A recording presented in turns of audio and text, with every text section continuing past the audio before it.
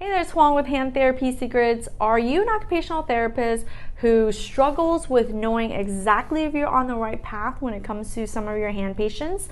Or are you kind of struggling to know how you should be progressing someone? Well, if you are, Hand Therapy Mentorship Program is currently open. What I'm going to do is I'm going to include that link below.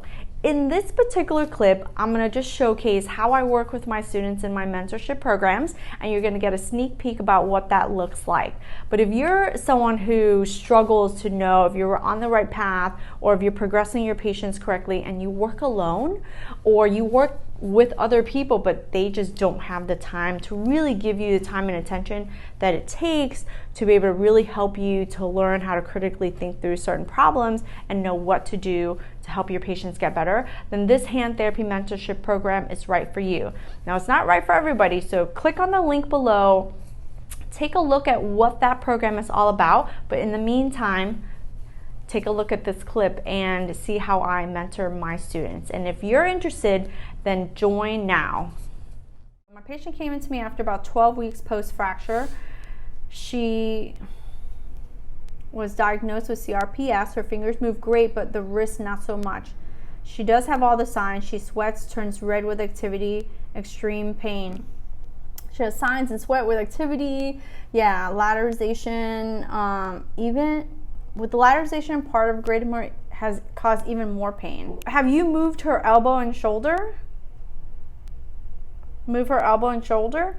Do you do any nerve gliding types of issue? Like any nerve gliding types of stuff? Not too bananas, but you can move. Are you able to touch her? Does she tolerate touch? Like for any kind of mobilization? Because I'll do that too. I'll do some mobilization.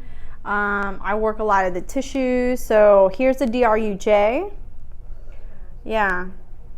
And I'll supinate the arm, and then I'll work a lot of the tissues here because I'm shortening everything on the extensor side.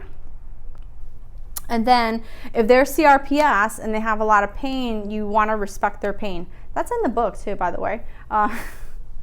But you want to work in the direction that causes least pain. So we know that there's skin, fascia, nerves, and all that stuff.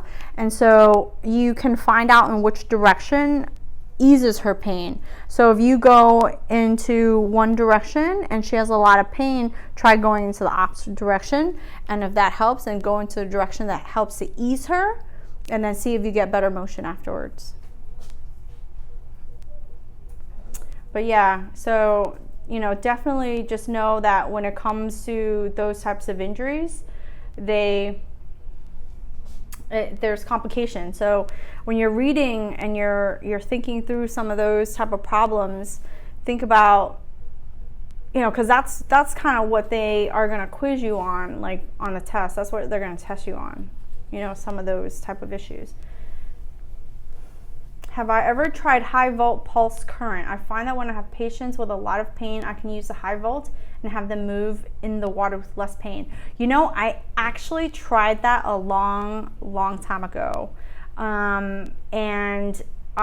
It's supposed to work, Scott.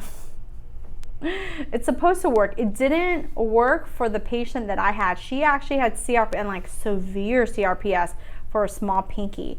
It was probably one of the worst cases that I had seen because she couldn't even tolerate touching the water. But they do have a tendency to come in late. It does tend to come with a certain personality type.